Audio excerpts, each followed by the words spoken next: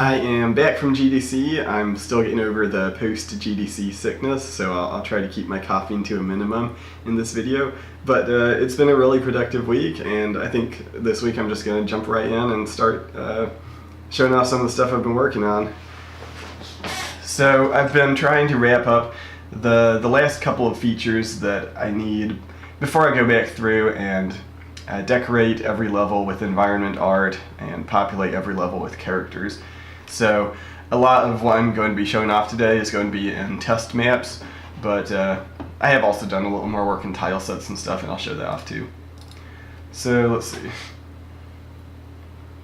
So the faction conflict between the Gunmetal Vanguard and the Seekers of Arcadia, it's not going to play a huge part in Gunmetal Arcadia 0, but I wanted to set up those narrative hooks so that when I make the roguelike game, that side of the story has at least had a little bit of presence already.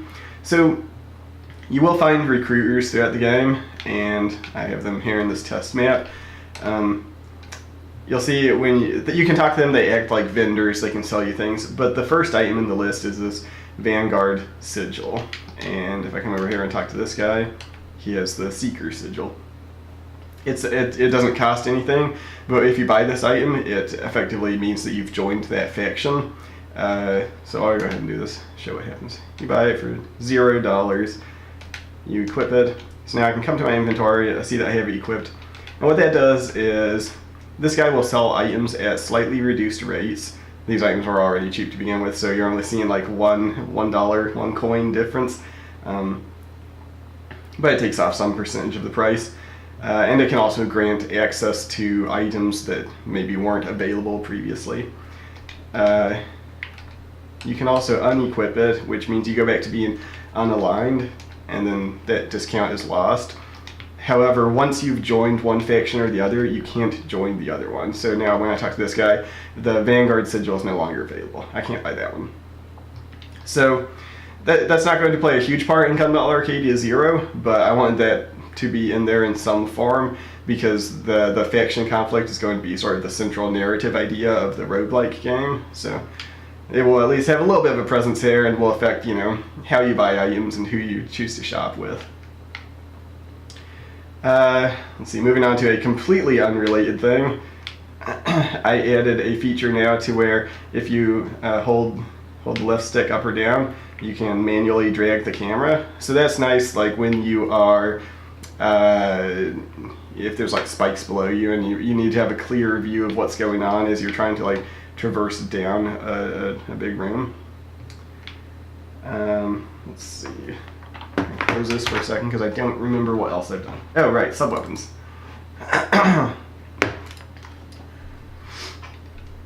So up to this point I've had two sub-weapons in the game, the knife and the axe, and both were obviously stolen from Castlevania. And those are still going to be in the game, but I wanted to show off some of the other ones that I've done. And actually, I'm going to go in here real quick and just give myself more ammo to start with.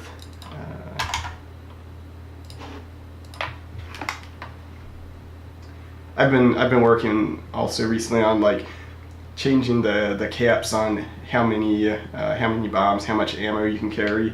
So you'll notice here, I tried to give myself 20 ammo. On the HUD it's showing 19 and it's in green, so it means it's capped.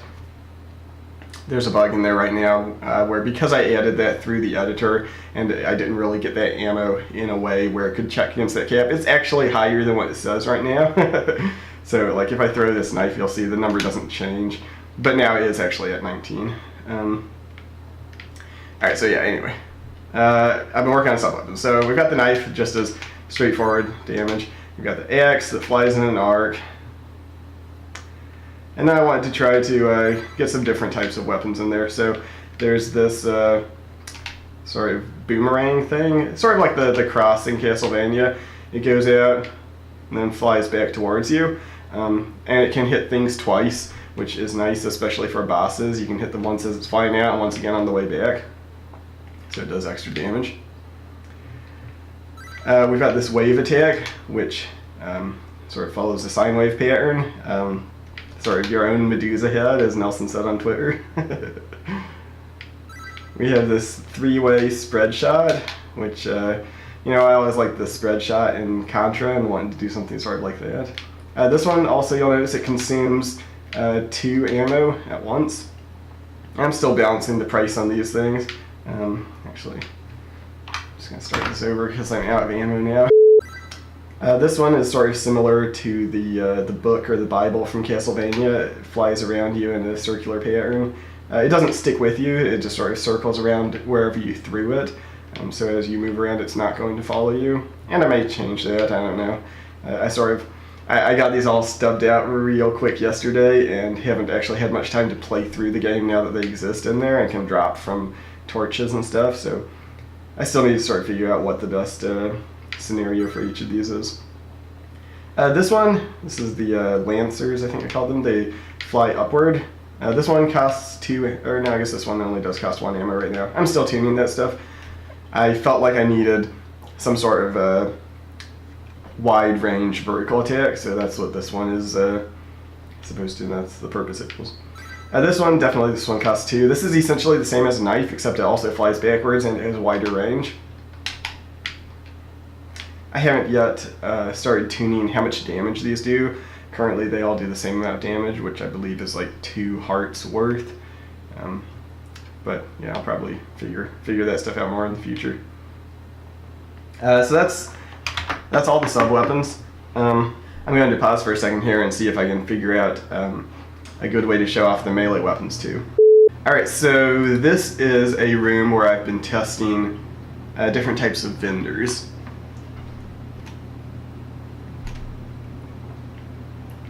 So these are all vendors. Of course, we've got the Gunmetal Vanguard and Secret of Arcadia vendors up on top. Actually, I'll show this off real quick. This is a healer. Just like in most JRPGs, you can stop at inns and, you know, buy a room for the night and rest and heal. And so I can't do anything right now because I'm already fully healed, but otherwise you can spend money and max out your health. And they have the capacity to, like, if you have items or effects that would change the price of things, that can affect the price of an inn as well. But let's see. So I've also been working on other shopping stuff. So we've got vendors here who can sell ammo, keys, bombs, combat bracers, which are probably going to be the first upgrade that everyone wants to get because it's what lets you do up and down stabs while standing and jumping. Then we've got a whole bunch of weapons, and I've given them all names that are sort of like sound like bird or bone names. So talon, phalanx, quill, scapula, pinion, and then the spark shot is the Seekers of Arcadia. It's their weapon that fires ammo. We've got some upgrades that affect how you jump, affect your footing in the ground and on the air, protect you against lava. I'm doing the Zelda thing of you can buy bigger wallets, or purses I'm calling them. So at the start of the game you can only hold up to 99 coins, but you can buy upgrades to increase that, and of course later in the game you'll find better weapons and better upgrades that are more expensive and that you can only purchase if you've actually upgraded your wallet enough to buy those. But let's see, I wanted to show off some of these different weapons. So the Talon is the one that probably most people have seen so far. It's a short sword. Let's see, Phalanx is a long sword. Slightly longer, slightly slower, does a little bit more damage.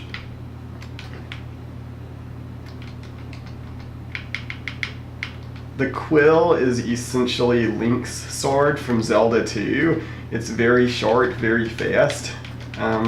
If you are a fan of Zelda 2, this might be the one that you want to play with. The Scapula is a battle axe. It is the slowest weapon in the game. It also has a very wide range. Let's see.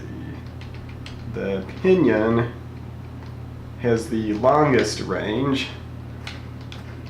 It looks sort of like the hook shot from Zelda. And then, I don't think I have enough money to buy the spark shot rod. Maybe if I sell this one. So I can sell that one and then buy this one. So this one fires sparks.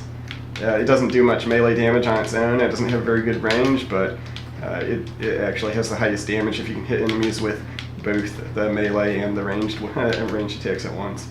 So that's all the melee weapons. You will find, there is one other I didn't cover there, which is the unmade shard. Basically a like piece of chitin from the shell of one of the unmade empire. You can use that as a weapon. I haven't figured out yet where that's going to go. But yeah, you'll also find like, you know, upgraded versions of each of these. So you can find like a sharp talon or a razor phalanx. So you can find upgraded versions of each of these different types of weapons throughout the game. So yeah, between those melee weapons and the sub-weapons, there should be a pretty good arsenal there. Let's see. So that's most of the new features that I've been working on. I guess I'll show some of the new tile sets as well. Let's see. This is the first level in the game. In fact, this is the room where you start the game. This is Virio's house. And in fact, I'll just jump right in here.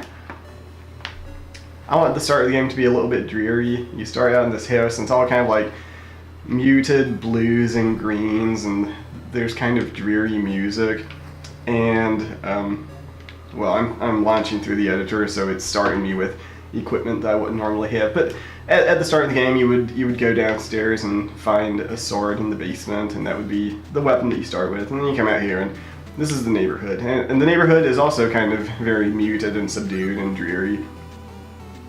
And the first sort of big, bright splash of color you see is, well, enemies and characters, but then you see, you know, this is the Gunmetal Vanguard Recruitment Center. So my expectation is sort of that most players will stop in here and join the Gunmetal Vanguard because it's sort of what the game is leading you to do. But on subsequent playthroughs, you might want to progress a little bit further and find the Seekers of Arcadia and join up with them and get those bonuses as well, or instead. That's sort of the end of the live gray box there, but you know, that's sort of the theme of the first level, is this sort of dreary neighborhood that's then going to transition into the sort of the commercial district that we've already seen in the vertical slice level, which is going to be the second level in the game. But yeah, this is going to be sort of the introduction tutorial training level. Fairly lightweight, but yeah. Oh, here's where you can find the Seekers of Arcadia. So like, if I stop in here, you know, I don't have any dialogue hooked up for this guy yet, so I can't actually talk to him and you know, buy the sigil yet. But this is where you would do that. Yeah. So these are I guess the two new tile sets I've been doing, is the interior and exterior city. So we've got this sort of like all like metal rivets and stuff out here. Everything is like very much in shadows, you know. Just almost pitch black everywhere except for, you know, the few highlights. And then the interiors I wanted to have look a little bit more like rich and elegant. You know, obviously we have the pillars and the curtains, which are again very much an obvious Zelda 2 nod. The tiles in the background, again, this whole scene is like very deliberately Zelda 2. Do I have maskers here? Yeah, so there's this thing here. I've been trying to like emphasize this like 45-degree angle shape a few places in the city. If you look at the buildings in the commercial district, and I'll go show that in a second, you'll see that it's also in the skyline up here. You can see, you know, in these distant buildings in the background, you've got that sort of 45-degree angle notch up there, and for whatever reason, that's, I guess, become the, you know, signifying look of the city. So I'm trying to find places where I can, you know, just bring that sort of visual identity together. Yeah, the commercial district is also where I guess I first started developing that. When you're walking past the shops here, of course, they have that same sort of notched shape, and again, you see it in the background on those tiles there. Let's see, what else have I been working on? Oh, right.